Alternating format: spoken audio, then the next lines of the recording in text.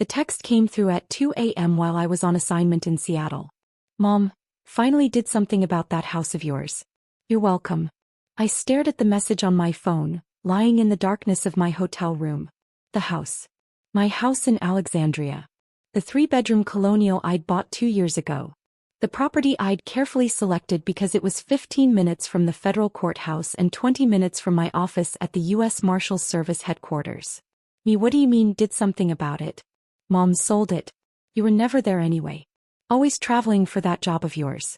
The money will help your sister with her wedding. I sat up so fast I nearly dropped my phone.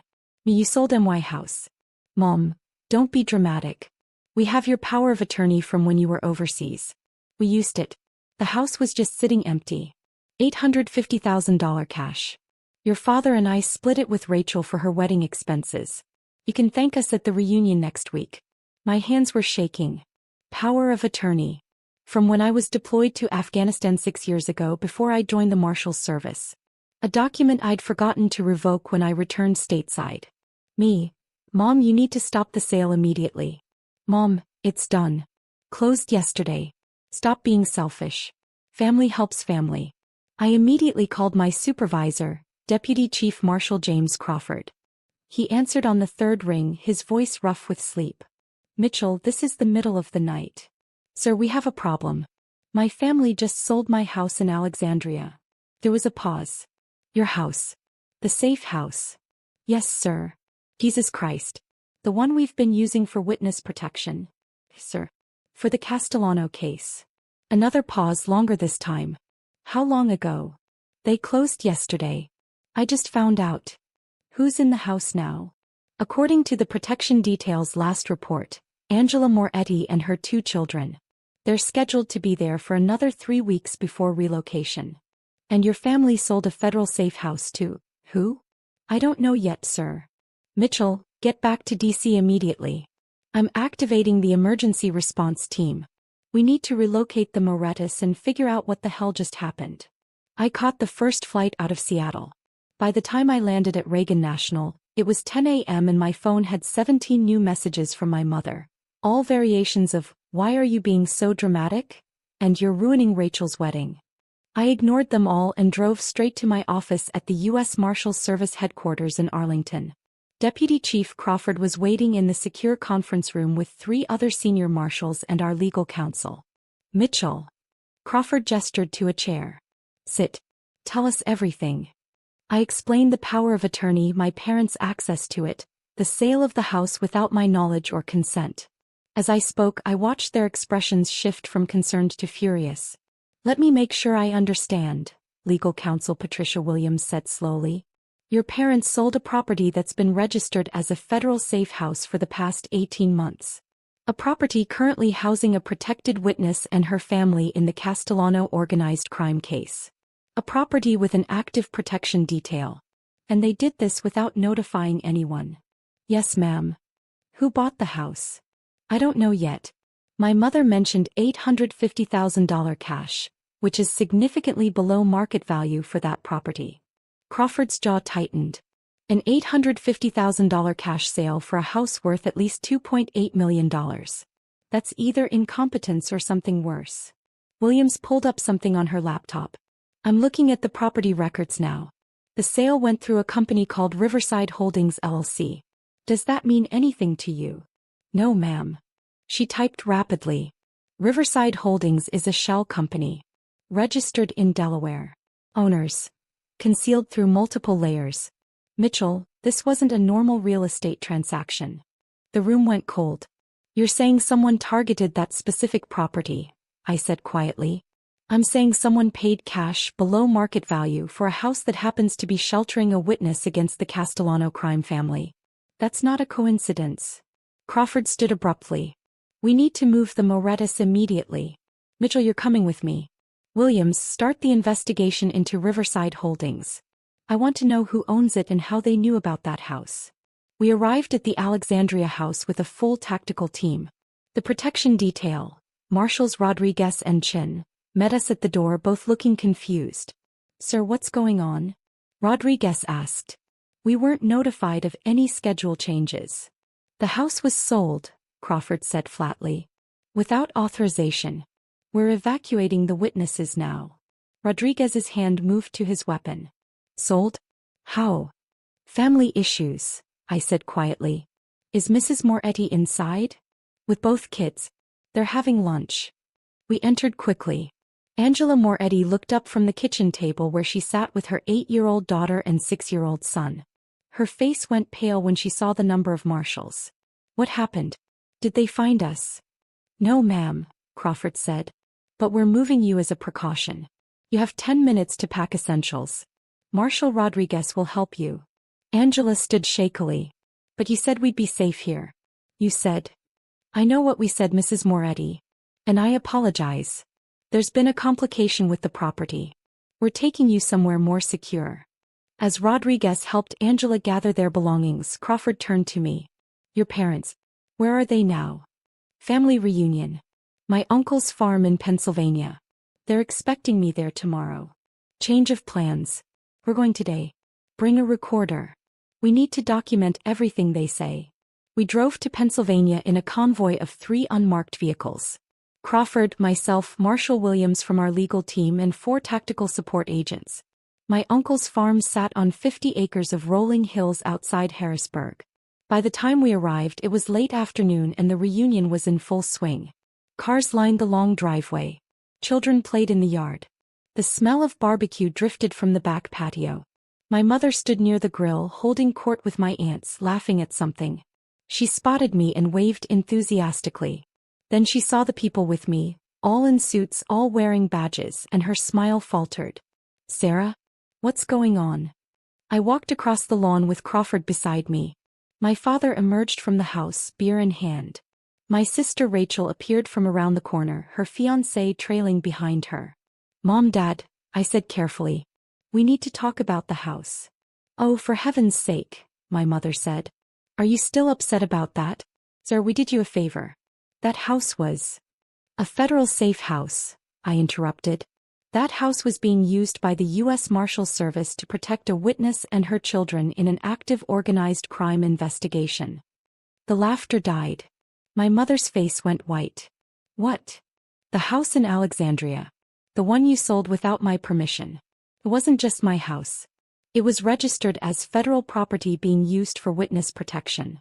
My father set down his beer slowly. That's impossible. You said you worked in office administration. You said.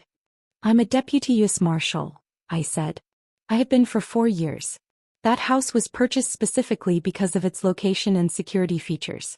It's been sheltering a protected witness for 18 months. Crawford stepped forward, holding up his badge. Deputy Chief Marshal James Crawford. Mr. and Mrs. Mitchell, you've sold federal property without authorization. More critically, you've potentially compromised an active witness protection case. My mother grabbed my father's arm. We didn't know. Sarah, you never told us. I couldn't tell you. Operational security means I don't discuss active cases or safe house locations with anyone outside the service. But you should have asked me before selling my property. We had power of attorney. That power of attorney was for emergencies during my military deployment 6 years ago. It was never meant to give you authority to sell my house. Rachel pushed forward. Sarah, Mom and Dad were just trying to help. They got me $400,000 for my wedding. Surely you can't be upset about. Your wedding money came from an illegal sale of federal property, I said flatly. That money is going to be seized as proceeds from a crime. Crime. My father's voice went loud. Now wait just a minute. We didn't commit any crime. We sold your house that you never used. You're always traveling, always busy with work, never around for family. What were we supposed to think?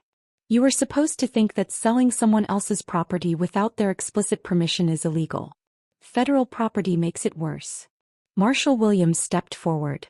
Mr. and Mrs. Mitchell, I'm with the Legal Counsel's Office for the U.S. Marshals Service. The house you sold was legally owned by your daughter but registered as federal property for witness protection purposes.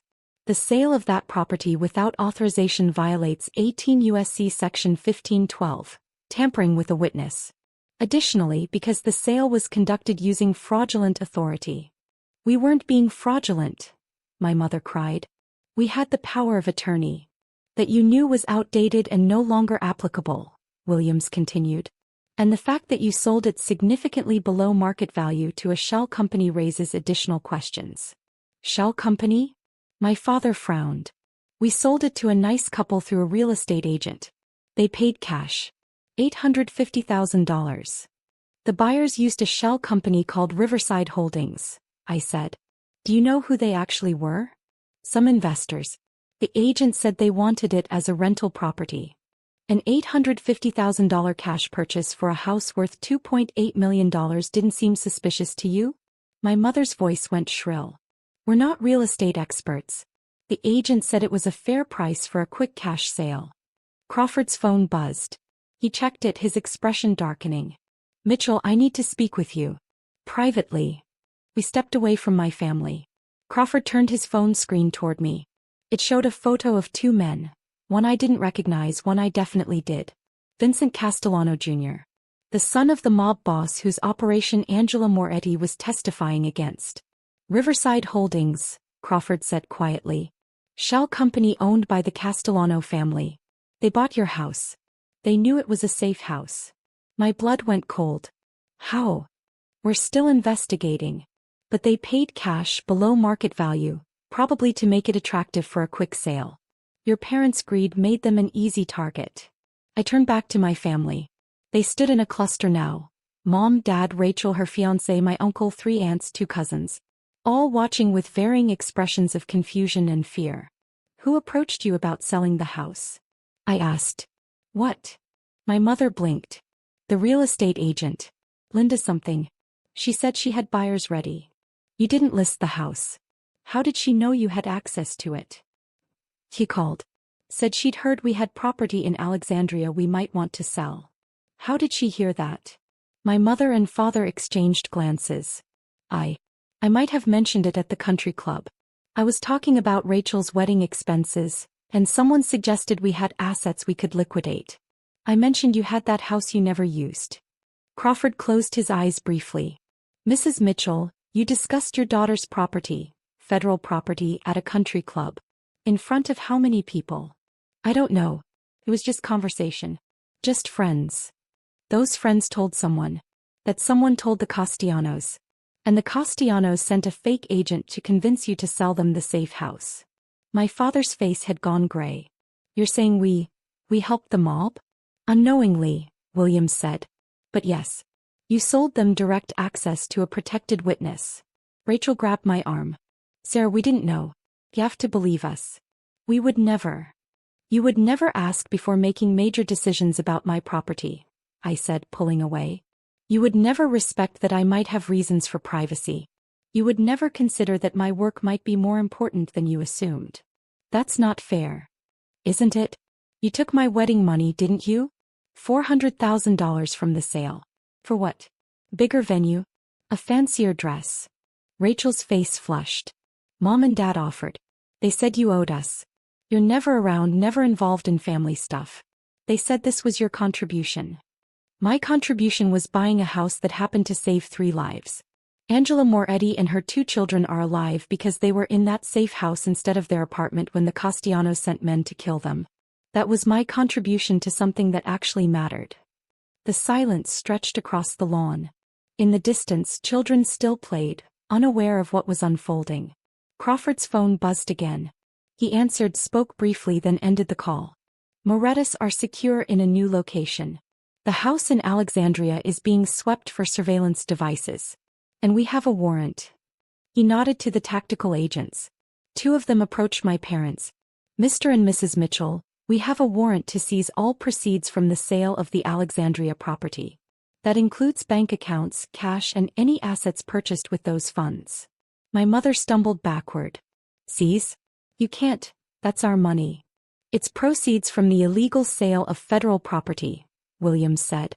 Additionally, you're both being charged with 18 U.S.C. Section 1512, witness tampering, and 18 U.S.C. Section 641, theft of government property. You'll need to come with us for formal processing. Sarah. My father turned to me, his face desperate. Sarah, stop this. Tell them it was a misunderstanding. Tell them we didn't mean any harm. I looked at him for a long moment. Dad, you sold a safe house to the mob.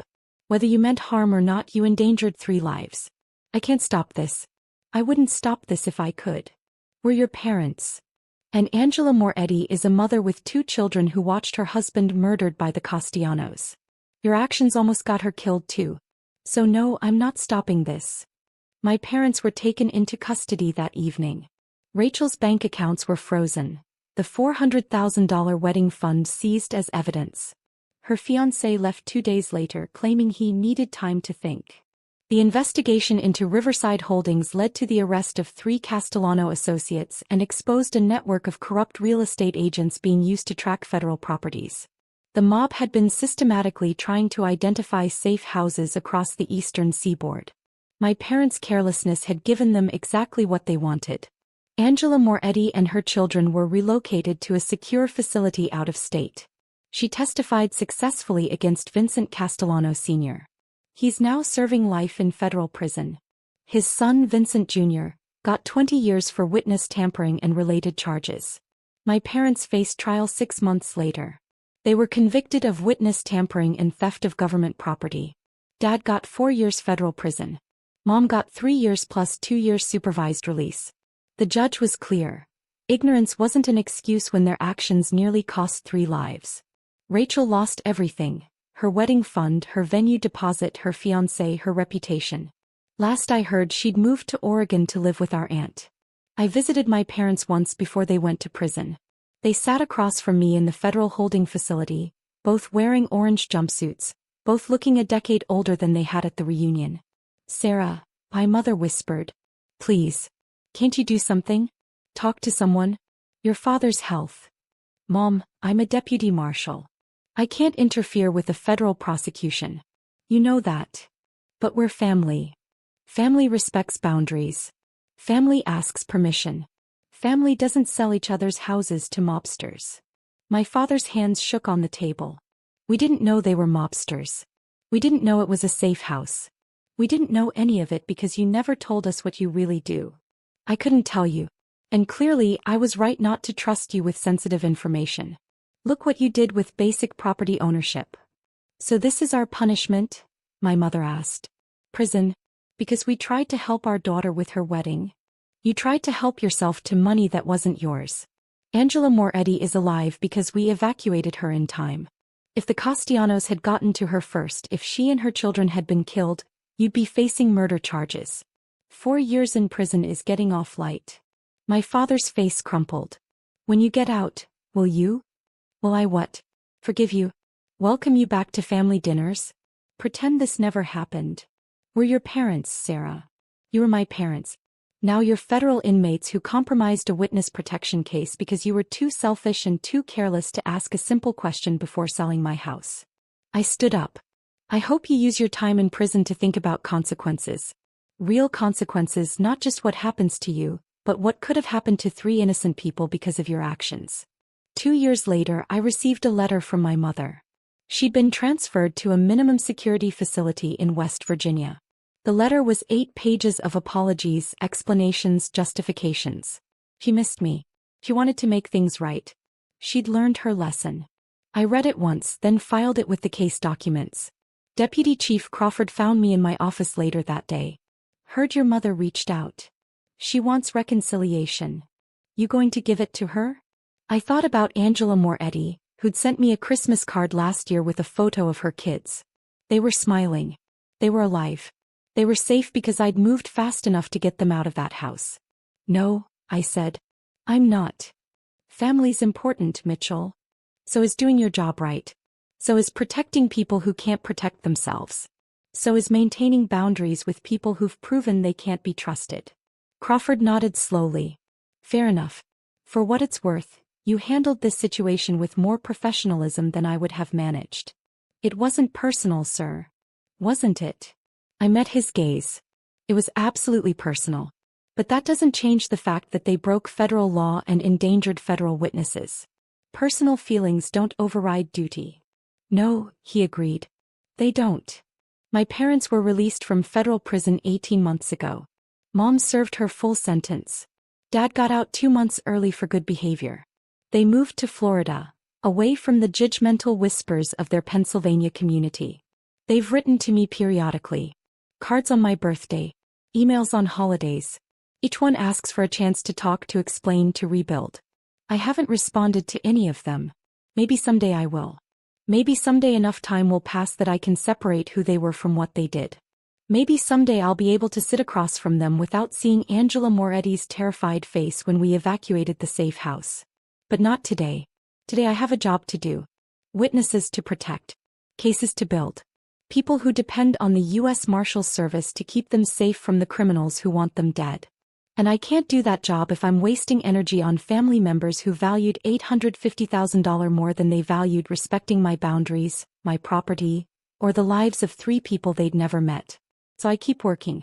I keep protecting witnesses. I keep maintaining the professional standards that my parents' actions nearly destroyed. And if that makes me cold, if that makes me unforgiving, if that makes me a bad daughter, I can live with that. Angela Moretti's children are alive. That matters more than my parents' feelings. It always will.